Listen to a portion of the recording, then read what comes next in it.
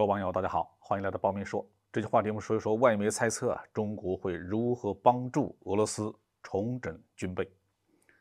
2月19号呢，美国国务卿布林肯和美国驻联合国大使格林菲尔德分别公开宣称中国向俄罗斯提供军事装备的任何举动都将被美国视为越过了红线。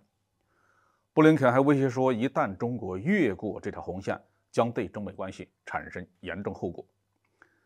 他并没有说明会有什么后果，不过美国媒体普遍猜测，中国将面临西方国家的集体制裁，力度与西方国家制裁俄罗斯的力度相同，甚至更大。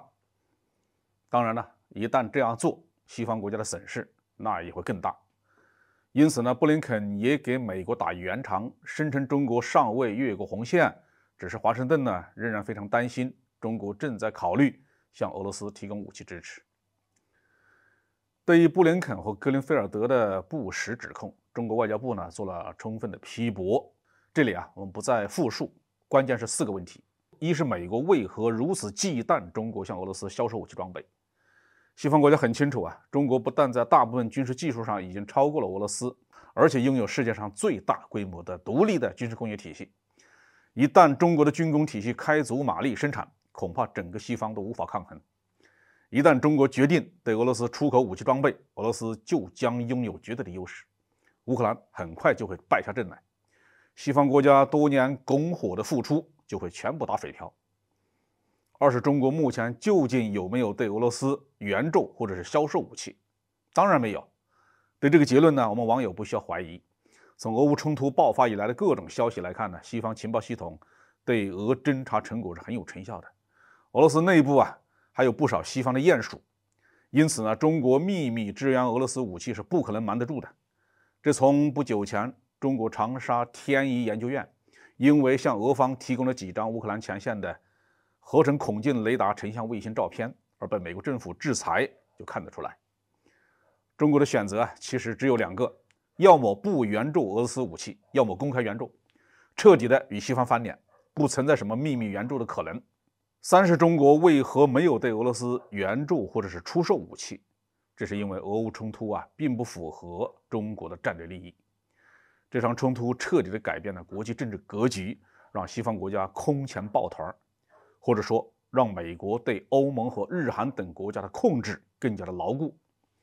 使得美国在亚太地区增大对中国的压力变得更加的肆无忌惮。我们很清楚，中俄两国都深受美国的战略压制，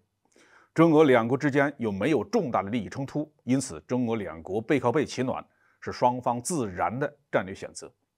俄罗斯如果在俄乌冲突中失败，国内政治经济出现危机问题，对中国将极为不利，美国必然会得寸进尺，在亚太地区重复俄乌冲突的模式，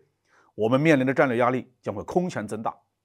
因此中国也必须尽可能的帮助俄罗斯。实际上我们加大了对俄罗斯石油和天然气的采购力度，同时向俄罗斯输出必要的工业品，保持俄罗斯的经济不会崩溃，就是当下最好的选择。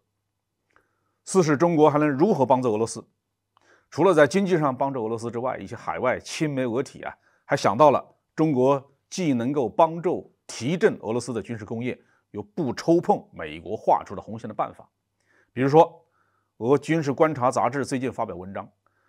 说在苏联解体后的30多年里，俄罗斯的军工厂几乎在所有领域都仅能维持前苏联时期产能的一小部分。以坦克为例，俄罗斯的坦克工厂在整个2010年代每年的产量只有100辆，提供给俄罗斯陆军的只有几十辆，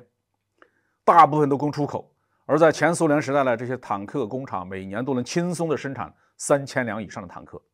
因此文章建议中国可以帮助俄罗斯恢复这些工厂的产能，向俄罗斯提供新的生产设备，让俄罗斯能够独立生产所需要的武器。此外，这篇文章还建议中国可以通过第三国向俄罗斯提供武器装备，并不是将中国的武器通过第三国交给俄罗斯，而是用中国制造的武器替换第三国现有的俄制装备，并把这些俄制装备支援给俄罗斯。就像北约使用西方武器替换一些东欧国家的俄制武器，并把俄制武器送往乌克兰一样。这些建议是否可行？是否会让我国面临西方的制裁？是否能够让我国在战略上受益？相信国家决策部门自然会做出判断。我国目前的政策呢是希望俄乌冲突尽快平息，下一步我们也许会做一些调停工作。